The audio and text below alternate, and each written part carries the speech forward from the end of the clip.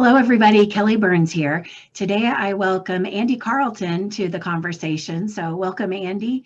And Andy and I were introduced a couple months ago by a mutual friend.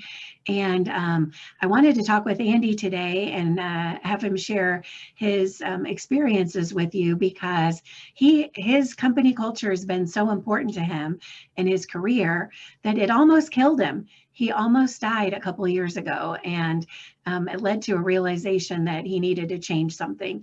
So he's taken steps to change things for himself, and he's working on changing things for other organizations, especially sales organizations. So please welcome Andy. So Andy, thank you for joining us. Thanks, Kelly. I appreciate it. Yeah, holy moly, what an experience that was for you. Well, it's not something you wish on your greatest enemy, that's for sure. No. But it did shift a lot of things for me in my life. And I have to say that when it comes to culture, I've been in some, I would consider healthy cultures, and I've been in some very negative cultures. And I think, what led up to 2019 was very much an unhealthy sales culture. And when I go back and think about it, I was really kind of trying to meet the expectations and of management, of my own boss, of hitting quota, managing my own life, all the things that we all juggle with. And unfortunately, I think the stress really took a toll on me and really turned more, I would say, into anxiety and unhealthy behaviors. I was performing at a high level, but in some ways I was very much a miserable person. I was not eating healthy. I was going to bed early because I was just exhausted by the end of the day. I was not being present with my wife. So a lot of things were impacted in my own life, and the universe kind of presented me with an opportunity in 2019 to either change or not. And I actually ended up having a heart attack, I believe, again, for all of those reasons that we just talked about. And it wasn't a typical heart attack. I don't mean to go too much into it, but I was spending some time in the yard that Saturday, Memorial Day weekend, and I needed a part for my lawnmower. And I went across the street to the hardware store, just your typical day, right? And I ended up having some very strange symptoms. When you get those first symptoms that are new, that you don't really understand what's going on. And so I started to sweat, have pain, really start to get dizzy. I ended up getting in my car and saying, maybe I should go to the hospital. Something was telling me something was not right. And so I only got really about a quarter of a mile down the road, and I ended up smashing literally into a telephone pole right in front of an elementary school. So I passed out, and the doctor later said that passing out is not a typical symptom of a traditional heart attack. So I really had two things working against me at that moment. The first was trauma, and the second was the actual heart attack. I didn't know I was having a heart attack at the time. The ambulance finally came, and they eventually told me I was in the midst of having a heart attack. So I spent the next couple of days in a hospital bed really thinking about what led to this moment, and what changes could I make personally and professionally moving forward. And then what did you do when you came home from there? Well, I didn't necessarily implement the the newfound enlightenment that I had. I actually went back to work a week after my heart attack, which for most people, they usually spend at least 6 to 8 weeks and then go back to work. I was someone who was basically saying to themselves, I'm not going to give my employer a reason to let me go. There's a lot of stuff to be done at work. I don't want to let down my team. All those things kind of go through your head. And when I got back, I really wasn't performing at a high level. I was fatigued. I was still trying to get used to the medication and the trauma that happened. So it was kind of a rough first 2 weeks, but I eventually got back into it. And I decided I was going to exit sooner rather than later. I just didn't know what that exit ramp looked like for me. And, again, what led me to this point in my life of creating my own business was, how can I bring, really the sales wisdom that I've learned over the past 20 plus years, and really helping people be high performers, but at the same time, really avoid the pitfalls and challenges that I experienced going through it. I believe that you can be a high performer in sales without the challenges that I experienced. There is a better way. And I think part of that is really educating sales leaders about, really how to change culture, how to change the environment, how to change your overall approach to sales and really managing people. It's really become more about, if I'm talking to a sales leader, it's really more about what can I do to make my salespeople successful every single day. And that's a different mindset than managing to activity or managing to data. There's some use in that for sure.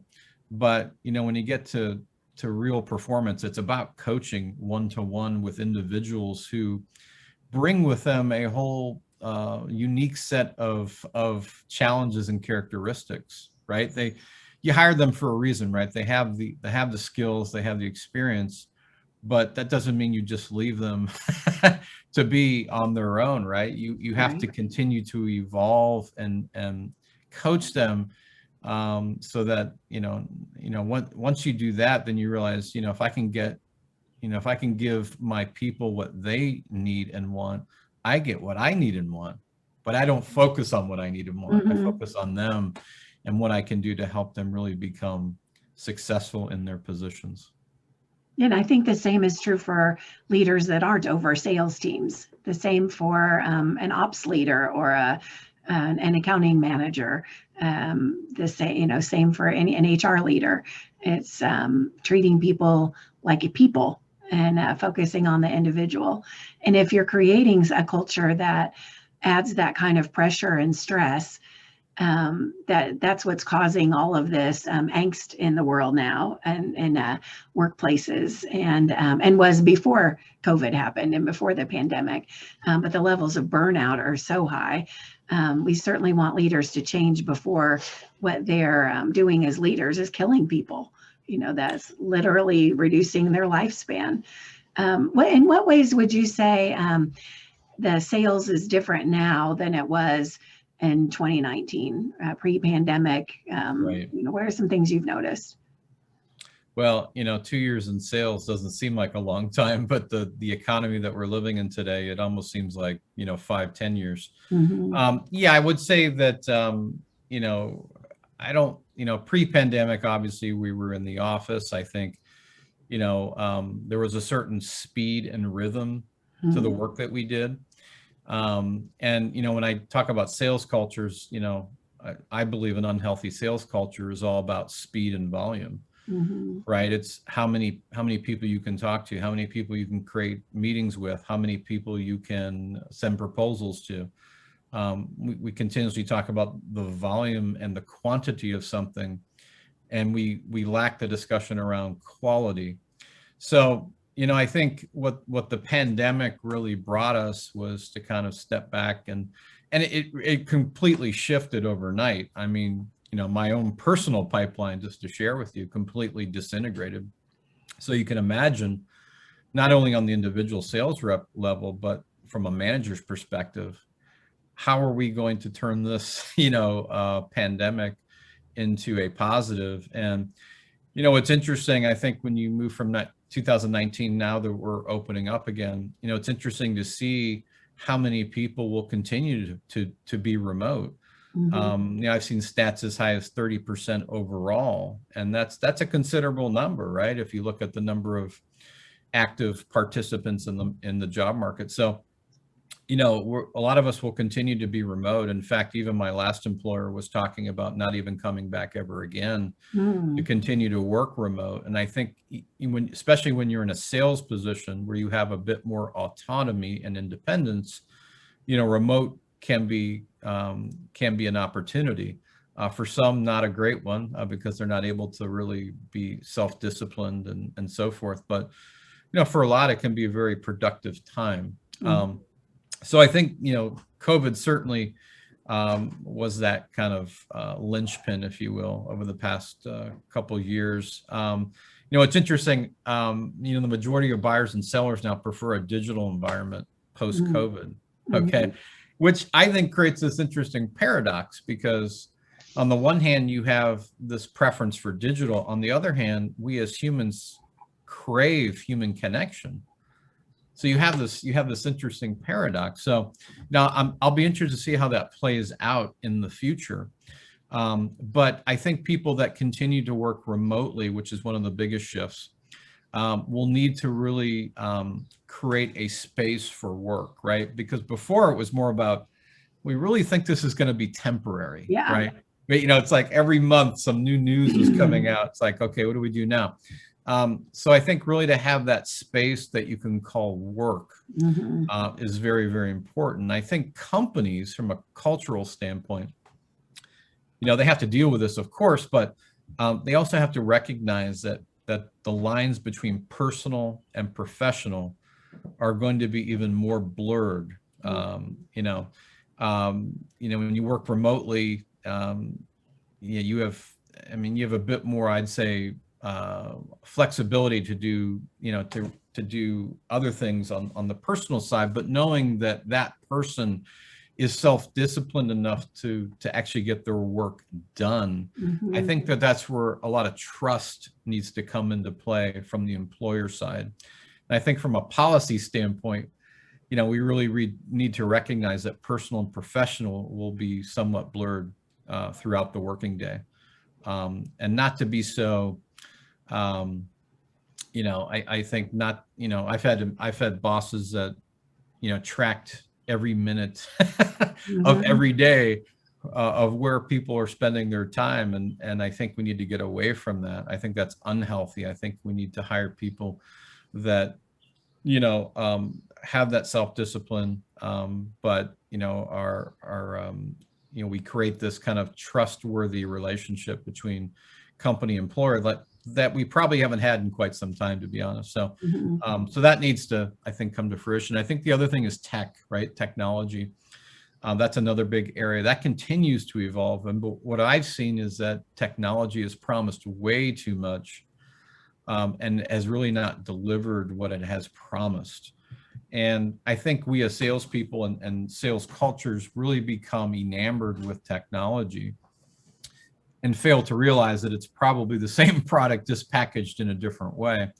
But we also use this technology, we become consumed with it because there's this novelty factor, right? It's a whole new way to connect with our customers.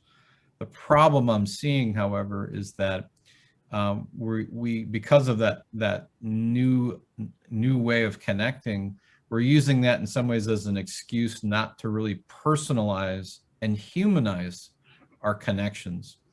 And so part of what I teach salespeople and sales teams is we have to act more like humans, because technology eventually is going to become even better.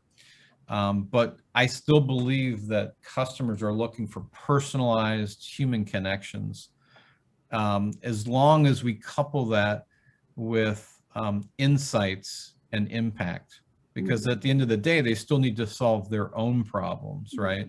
They need to solve real business challenges. They need to know what the data is really suggesting and what they should do next in their business. And so that's where insights come in. I think that's the other component to this, is that salespeople need to move away from information and more to insights. And I think that's, again, if you look at a shift between 2019 and today, that's become even more important. Besides the human connection, to let people know that we are real people and we are vulnerable and we have our own lives, is that we need to provide the business side of the equation as well, which is really developing insights from research, from data, no longer just saying, here are my features, benefits, and even case histories. I can get all of that on your website. I can get any answer I need probably in a very short period of time. What I want is something different. I want insights about my business. And that's I think cultures need to realize that speed and volume isn't always, always the answer. I think this is going to take a little bit more time to evolve in really turning data into actionable insights for our clients. And technology can help with that. But at the same time, I think we as salespeople and sales leaders need to step up and realize this is a shift that is going on. And we have to become less like traditional salespeople and more like sales leaders that are becoming really trusted advisors and advocates for our clients. So when you mentioned that technology promised so much but didn't deliver, are you speaking about technology promises human connection, but it doesn't create human connection? It gives you the tool so you can start that and you can create it, but it will not create it for you. You have to, the human has to bring the human in. Well, take LinkedIn, for example, and I would say that every salesperson should be using LinkedIn Sales Navigator, if not just LinkedIn. And I think they are, according to my inbox and LinkedIn. Right, but they're not using it correctly, as you alluded to, right? So again, we have this great way to connect with people, but we're using shallow thinking and shallow connectedness. You probably get a handful of these at a minimum every hour, every day. Yeah. And not even personalizing the connection, right? It's like, take the time to actually read my profile, take the time to actually find some commonality, some interests. Again, it's that human level that we want to connect on initially. And then once we have that, then we can begin to talk about some real business issues. Earn the right to actually talk to someone. Yeah. And I think that's where a lot of salespeople go wrong. We have this great tool that can be used for good, and unfortunately it's being used for bad. So why do you think that is? What does the salesperson need to recognize in them that's causing that? Well, I think part of it is, and it could be a cultural thing, is speed and volume, right? How many people can I connect with every day? And do it as quickly and efficiently as possible. And LinkedIn allows you to do that, right? But at the same time, at the end of the day, you still have to show for results, right? I think where managers get it wrong is they manage to activity. How many people did you connect with on LinkedIn? How many emails did you send? How many phone calls did you make? It's the wrong conversation to have.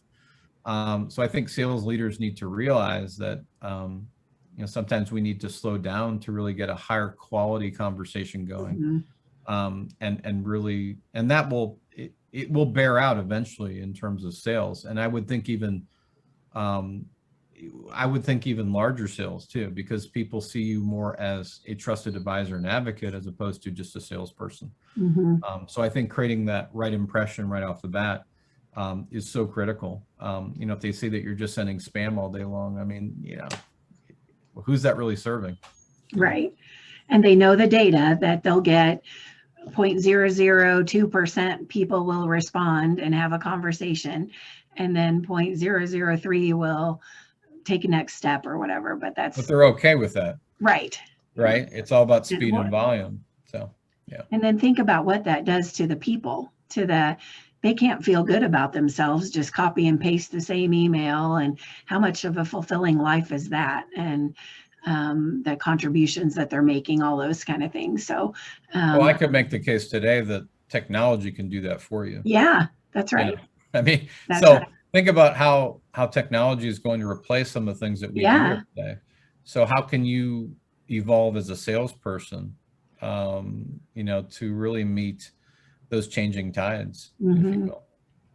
Well, and the people that will see this, the ones I'm connected to, are salespeople, founders of organizations, and entrepreneurs. So there's a lot of, and people over corporate sales teams or even corporate leadership teams. But there's a lot of people that need to fine tune how they're approaching their day, approaching their business, and whether it's sales that are looking at just the data or a leadership team. It can't just be about the data. You need to, I guess, synthesize that with the human element. And I thank you for bringing that to our attention. So many important nuggets in there. I have 7 that I wrote down just in that brief conversation. So great. Well, I'm sure we could talk a lot longer. Yes, right. About that. Yeah. Well, and people can connect with you on LinkedIn, and what's your email address? Do you want to just mention that in case people at the Yeah, not to get confused, but in the past, people used to call me Drew. So I have an email right now that is drew@drewcarlton.com. Okay. I am that person. You can call me Andy or Andrew, which is fine. I've been called many names. So. And I'll put that the email in the comments or posts wherever I can with the video as well. So I know you're still getting your website up. You're still getting some of the marketing elements ready to go for your company, but you are ready to meet with clients and have been for a while. And you're able to help businesses. And so people can reach out to you to continue the conversation on their own. So, absolutely. I would use LinkedIn right now to contact me. And I'm willing to, set up that 30-minute call to discuss, what it is you need and want from sales today. So if you need and want something different, then the hashtag I've been using is #NoDinosaurs. So no dinosaurs in the sales arena. So if you want something new and different, reach out to Drew or to Andy, and he'll be glad to have the conversation. So thank you so much for sharing on sales leadership, on leadership in general and culture. And I wish you a safe and happy and healthy rest of 2021. So thanks, Kelly. It's been a pleasure. Andy. Yeah. Thank you.